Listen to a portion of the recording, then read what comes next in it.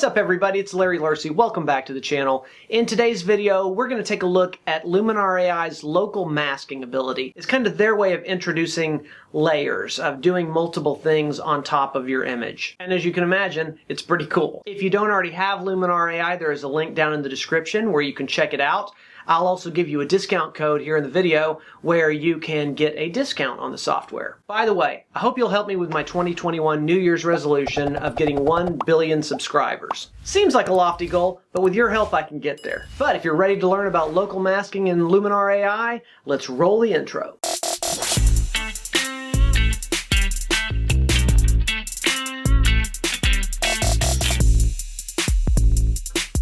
Alright, so here are the two images I'm going to work with today for this tutorial. One is just kind of a front porch with a bike on it, just gives us some shapes, textures, and things to work with. And then we've got more of a straightforward portrait that we can try and add some texture to the background and things like that. So kind of two extremely different images that we will try and apply some of the same techniques to, just to show you the different ways you can use the tool. So we're going to start with this one, and as you know, if you've watched any of my videos, you know I always like to start by making a new layer. Just call it LUM for Luminar, and we'll go back and probably rename that later once we've done some more work to it. But let's jump into the software. Alright, so Luminar AI is always going to start out here in the templates. We're going to have to go over here to Edit first thing, because while the templates are fun, that is not what we're working with today. We're going to go over to this little I guess it's like a marker maybe, and choose that, local masking. So this is going to bring up this local masking with the little add here. We don't have anything going yet, so we're going to have to add them. And what it's going to do is it's going to add these little layers that will stack on top of the image and affect how it looks. And you can have, I believe, about 10 of them is the max on this thing. But I haven't ever needed to use that many before, so it hasn't really been a problem. But you're going to click Add. You can either do Basic or Texture. These are the only two options in here right now. I suspect that there will be more coming later. Who knows? But these are pretty good to get you going. So we're going to pick Basic. It's going to bring up this menu. And what you want to look for up here is the masking, first of all. And you've got a few options. A gradient, you know, where you can have it tapering off as it goes, just like a regular gradient mask, or a radial where it starts in the middle and fades off.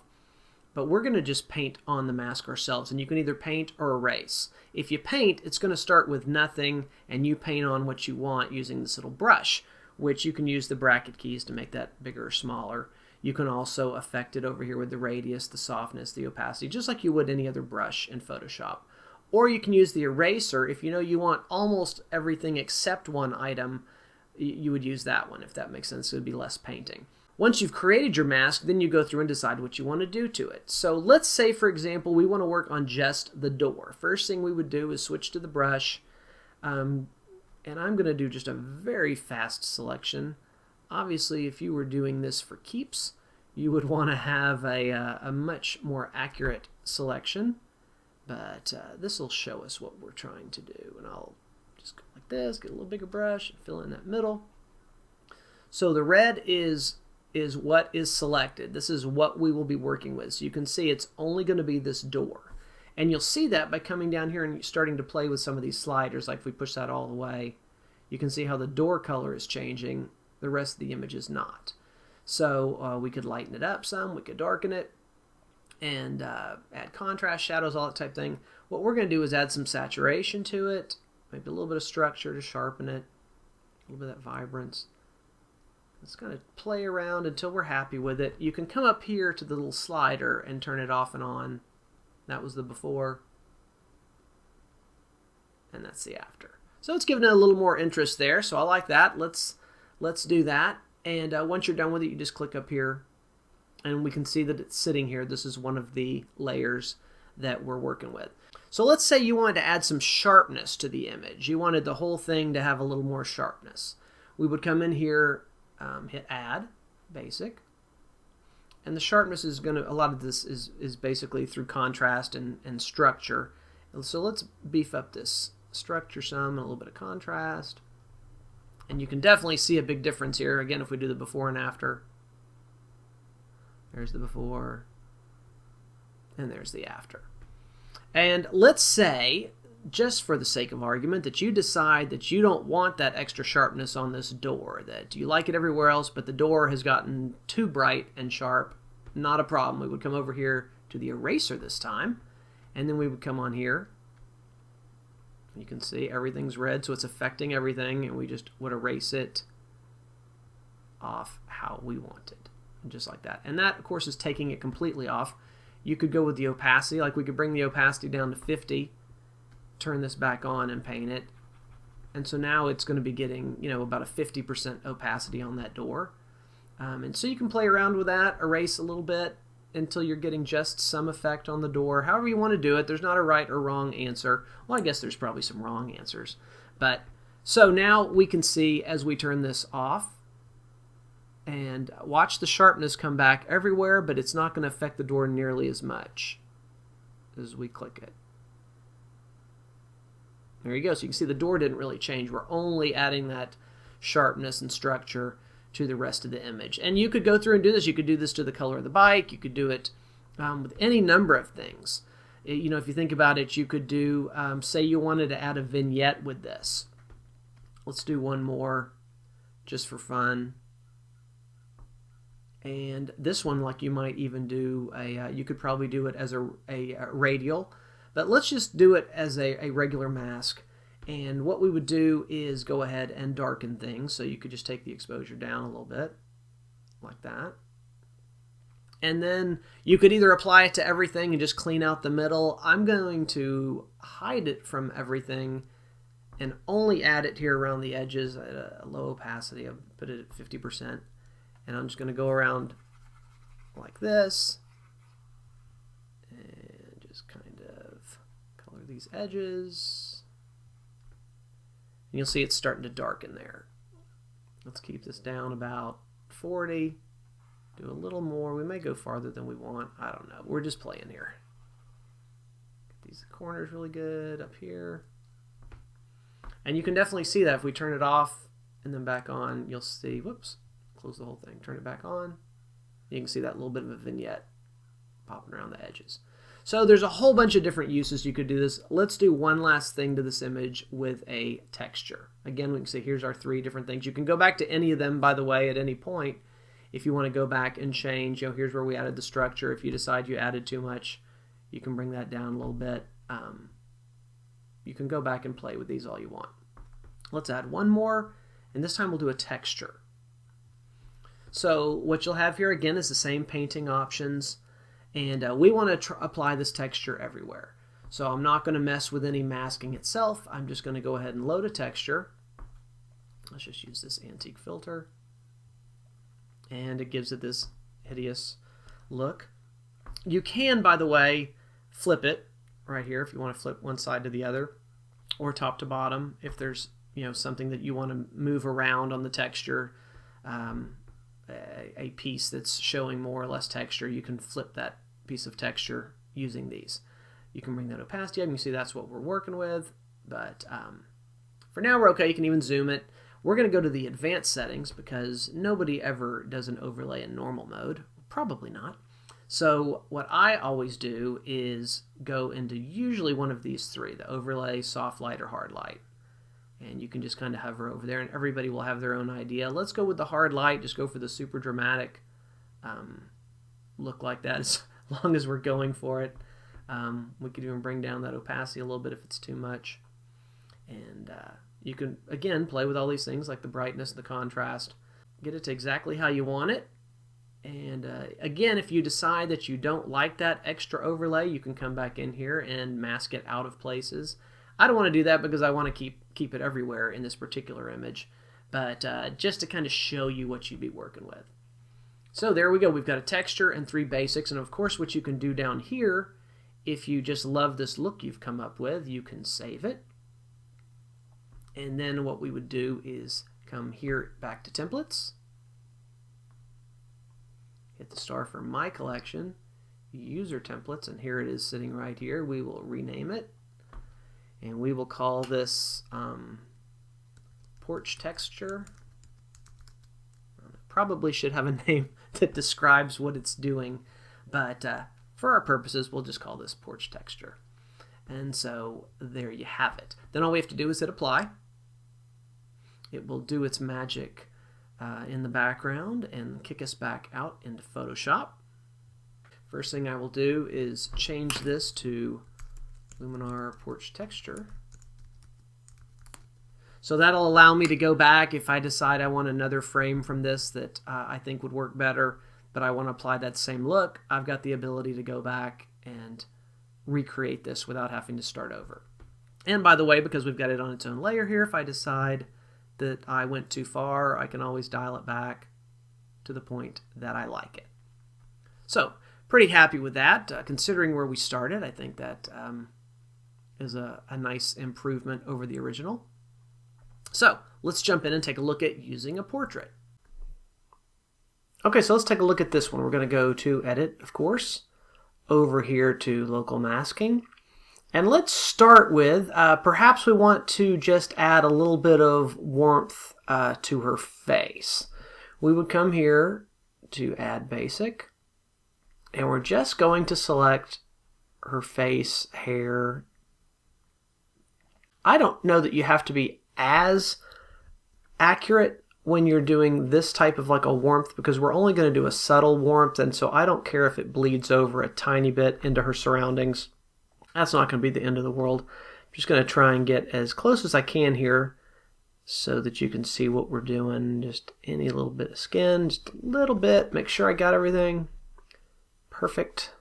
May have gone a little bit over on the neck, on her collar. Take that down a tiny bit. There we go. That's pretty good. And then we'll just basically give it a little bit of warmth.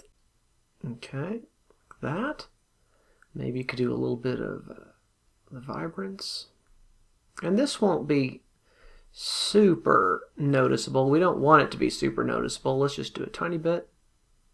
There we go. Warming it up a tiny bit. You may not even be able to see on your screen.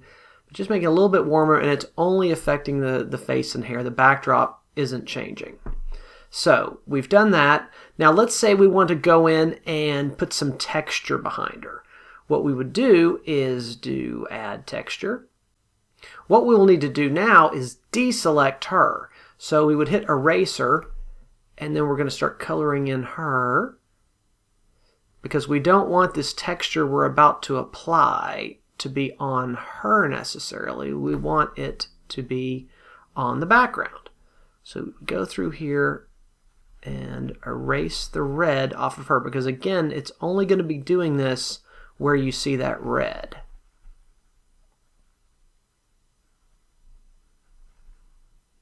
And again, not super worried about how accurate I am on this. I think you need to be close.